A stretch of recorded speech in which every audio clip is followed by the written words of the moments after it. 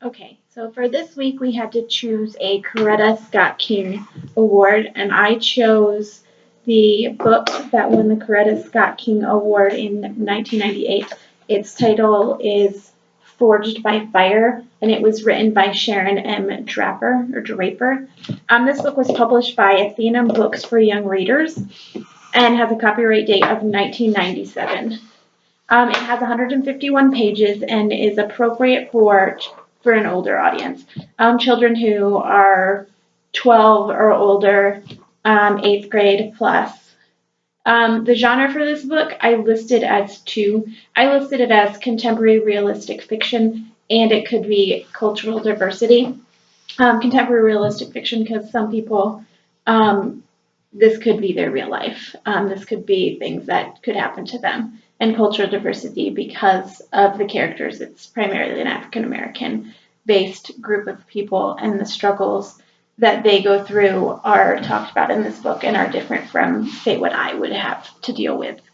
So that's why I chose that. It has illustrations not in it, just on the cover, and it's a photograph of a teenager, assumably the main character Gerald, with a blackboard behind him, and on the blackboard are important quotes from the book. So this book is about a main character named Gerald, and when he is very young, at 3, he lives with a neglectful and abusive mom. At 3, he is left home alone, unattended, and is playing with a lighter, and accidentally sets his house on fire. Through this, he just crawls behind a couch, and is saved by a neighbor. But from this, his mom is filed for child neglect and is put to prison, and he goes to live with his Aunt Queen. He lives with his Aunt Queen for 6 years, and she provides him a stable, loving, supportive environment to grow up in, and he forgets about his mom, or begins to forget about her. Then on his 9th birthday, his mom pops back into his life and wants to meet him. She's out of prison. She wants to meet him. At this point, he meets his mom, Monique, his stepdad, Jordan Sparks, and he finds out he has a younger sister named Angel. Monique and Jordan leave after Gerald runs out in dealing with his emotions. And Angel is left with Aunt Queen and Gerald. Gerald and Angel go play. Aunt Queen's watching. At this point, Aunt Queen suffers a heart attack and dies. Gerald is now thrust into living with Monique, Jordan Sparks, and Angel. Very quickly, he finds out that Jordan Sparks is an abusive man. He abuses Monique. He abuses Angel. He even begins to abuse Gerald. He's angry. He has an alcohol problem, and he's an abusive man. Monique doesn't see the problem, but one day Gerald finds out. He's kind of become a protector and support for Angel. Finds out that Jordan is also molesting and sexually abusing Angel. So Gerald begins to protect Angel. They find a way for her to sleep with him to prevent this. It comes to a point where Gerald can't keep it anymore. He needs to find help.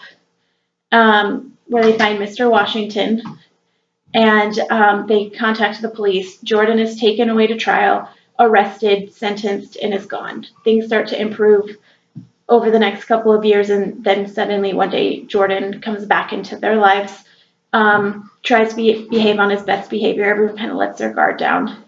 And then Jordan beats Monique one day. She's had an accident. She's not right in her mind. Beats her in a rage over an air conditioner. Kind of corners Angel. Gerald walks in, takes the brute force of it. He beats Gerald. And then they decide to just not tell anybody. Live in an unquiet peace until one day Jordan is left alone with Angel because she has the chicken pox. And Gerald walks in. The house is on fire. Gerald runs, smelling the smoke. House is on fire. Jordan is again trying to sexually assault Angel. They get in a big confrontation. Jordan leaves. Gerald goes grabs Angel, who is unconscious, tries to take her out, and they get rescued by the fire department, and they find out that Jordan died, and they're all kind of free. So that's the story. Sorry, there's a lot of information in it. This book takes place in Cincinnati. Why is it good for children? It's about overcoming struggle. It's a good representation of overcoming struggle and the importance of a loving, supportive people, because some of the characters may not have had such a good outcome if they didn't have support from other people. I relate to the struggle in this book because I've experienced some of the things that have happened in this book in my own life, so I identify with that, and at some point this book was actually quite difficult to read for me. I also relate to Gerald and Angel's internal strength. At one point, Gerald says he's just going to move on, take it one day at a time. So I relate to that because some days you just got to take it one day at a time. Activities.